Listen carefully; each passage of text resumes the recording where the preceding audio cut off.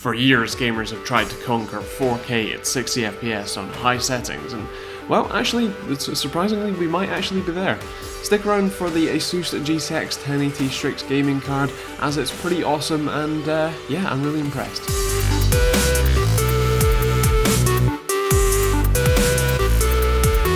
Check out TechteamGB.co.uk for more awesome news, reviews and other stuff, including more information on this product and many more. Stick around for this awesome video. Starting with the back of the box, as you can see there's plenty of the new features, including the Asus Fan Connect that we'll talk about a little bit later, but starting with the card, as you can see it's a triple fan design with their new 0 decibel fan design, which basically means the fans turn off when they're not being used, which while isn't new, actually means this card is pretty quiet, and that's really rather nice. In terms of specs, we've got 2560 CUDA cores, an OC mode base clock of 1784 and a boost clock of 1936, and 8GB of GDDR5X running at 10 gigabits per second, 2 gigabits per second faster than the 1070's non-X model.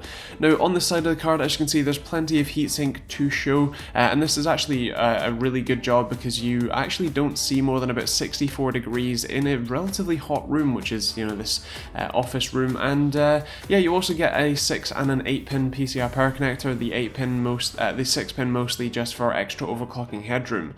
Now these fan connectors are basically for any fans that would directly affect the temperature of the GPU, so say one in the front and one in the bottom of the case, so that the graphics card itself can change the temperature, which is quite cool. Also you have a rather nice backplate with an RGB RG logo, which again is 2016, that seems to be fairly standard, but nonetheless it is quite cool. And the rear I/O, you do have a single DVI-D as well as 2 HDMI 2.0s and 2 DisplayPort 1.4 HDRs, or otherwise known as 1.3/1.4, whatever you fancy.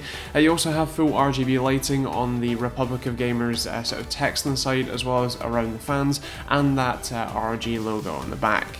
Now the real reason you're here is to find out how it performs, and well, I can't let you down. This thing is amazing.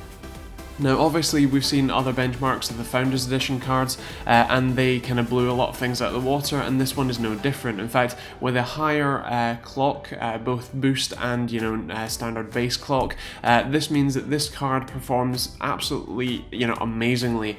I want to mention though that these 4K numbers, unless it's specifically specified as medium, these are all run at higher ultra settings. So I was getting 81 FPS at 4K in GTA 5 with high settings, not the highest, but pretty high settings, my usual sort of test numbers for those, and that was just incredibly impressive. Now obviously that isn't the same for every game. As you can see, Unison isn't perfect here, but still nonetheless, this is an incredibly powerful card, and if you can pick one up, it is pretty awesome. Now, if you're looking for value for money, this card isn't perfect. The GTX 1070 is actually probably a better shout, and we'll have a video for you on the Asus GTX 1070 very shortly, but nonetheless, this card is insane. Now, 4K performance, well, it still isn't a perfect card. You can't play all games at ultra settings at 4K and get 60 FPS solid, which is, what we all hope and dream of. You still can play the majority of games at very high settings at 4K and have a really smooth time with it, especially if you're using a G-Sync display like the Asus PG27AQ. But yeah, this card itself, like the Asus STRIX version, is actually really impressive. Same with the 1070, the coolers basically don't turn the fans on until they reach about 60 degrees, which in a lot of games is actually the temperature it sits at. So in some of the benchmarks I was running, the fans didn't turn on at all, which is kind of insane and pretty awesome.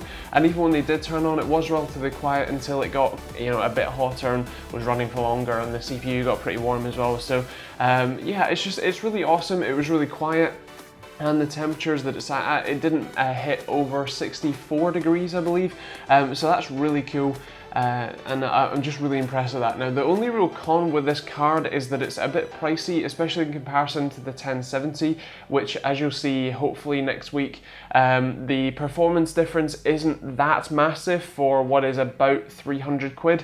So If you are planning to pick up an aftermarket or AIB card, 1070 or 1080, unless you're really thinking about pushing 4K gaming, or perhaps maybe a future iteration of a VR headset which has higher resolution panels, then a 1070 is probably the one to go for. But of course, if you want to be a boss, then you can pick up one of these and be very happy with the sheer amount of performance you can get.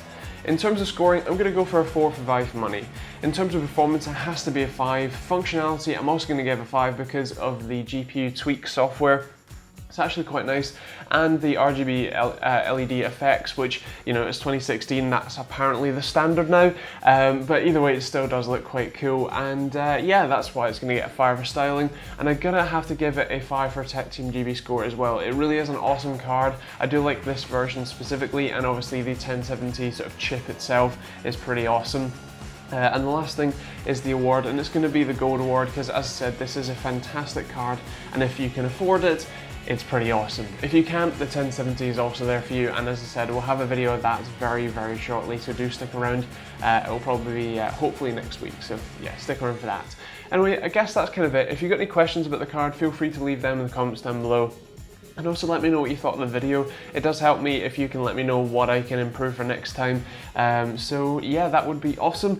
And other than that, yeah, don't forget to use my Amazon affiliate link. It genuinely helps me keep making these videos. It means that I can continually pay for the, you know, house and the rent, and I guess that's the same thing. But yeah, I'm not asking you to spend any more money. Just if you're already buying stuff on Amazon, if you could click my link, that would be awesome.